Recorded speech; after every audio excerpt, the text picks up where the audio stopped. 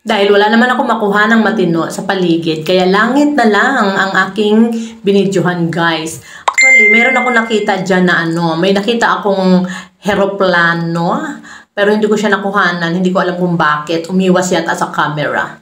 Ayan, guys, hinahabol ko sila daddy dyan kasi nauna sa akin. Aywan ko ba dyan kay daddy? Iniiwan ako, sumisigaw ako dyan ng daddy! Hindi niya ako narinig at muntik pa ako masagasaan dyan, guys. Ay, nakurch si daddy talaga. Lagi na lang akong iniiwan habang naglalakad. Samantalang dati, laging naka-holding hand sa akin yan, guys, noon. Pero ngayon, iniiwan na ako sa daanan. May iba na siyang ka-holding hands. Ang kanyang itoy. Ewan ko ba dito kay daddy, kahit maaraw, nagdadala ng payong. Si daddy parang babae, lagi may dalang payong. Always ready. Di.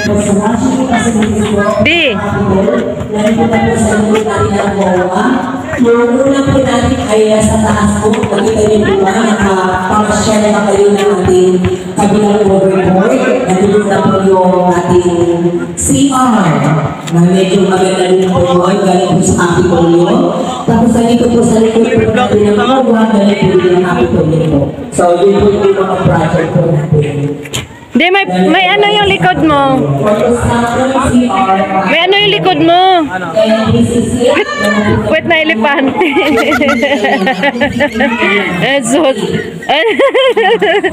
Sige nga. Alandi mo. Alandi mo maglakad.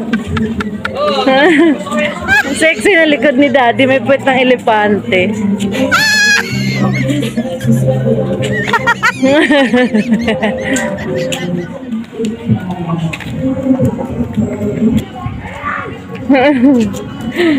Nauna pa ako sa inyo.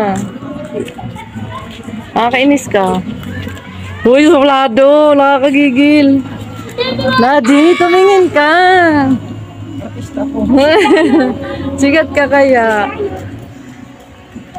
Ay, nakits.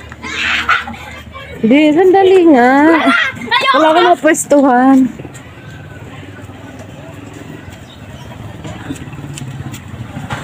Gwapo. Ang suplado niya. Grabe. Ganda yung damit mo di, oh. Elepante. May pet na elepante.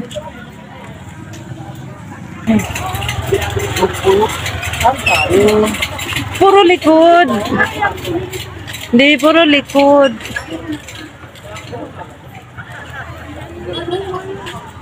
Ha? Manok na? Balat ng manok? Ano sabi mo? Tingnan natin. Yung? Manok. Yung uso mo parang pet na manok. Oh, ay, ayoko niyan. Sabi ko isda. Ang baon mo ba? Mama kasi. Kaya si Connor, walang kabuhay-buhay. Pag ikaw kasama niya, hindi siya masaya. Alam na.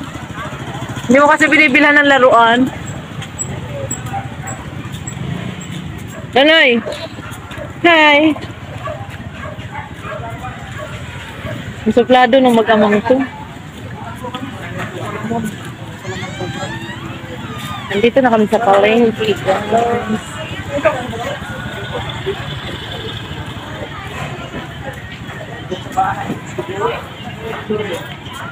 Saan ka di?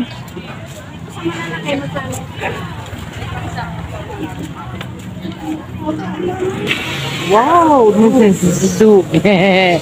Di bakit puro likod kinukuhanan ko? Ayaw mo humarap. Electric fan, gusto niya. 150. Puro likod naman ito.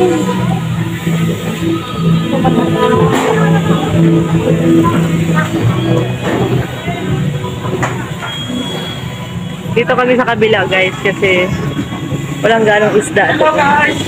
Hi, kuya! Hello guys daw. Nasa 100 followers natin dyan. Galonggong. Galonggong po ba na? Ito. Urong donut. Ano din? Ha? Ito. Galonggong.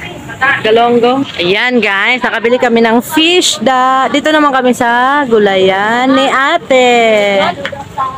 Bili si daddy ng sibuyas. Guys, bili na kayo dito.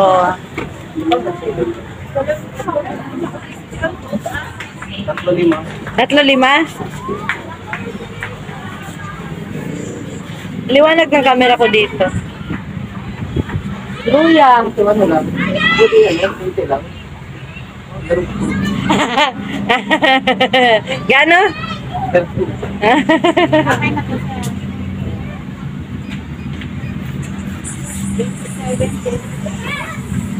Magkano?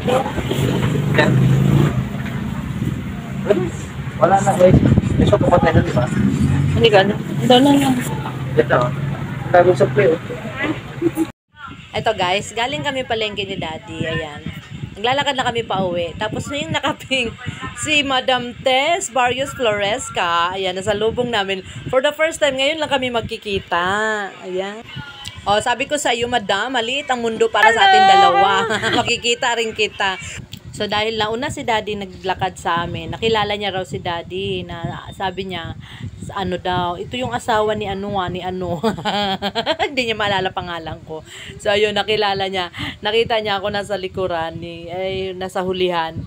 So, ayan, nagtutumakbo siya palapit sa akin. So, ayun, nagkatsikahan din kami. Nagturo siya dyan, guys, kung saan banda ang bahay niya. Pero hindi ko naman talaga alam kung nasaan yung sinasabi niyang lugar. Pero isa lang yung lugar namin, guys. Pero sa wakas, nagkita rin kami. Follow niyo siya, guys. Si Madam Tess Barrios Floresca. O, diba? Pwede na akong manghingi na malunggay sa kanya.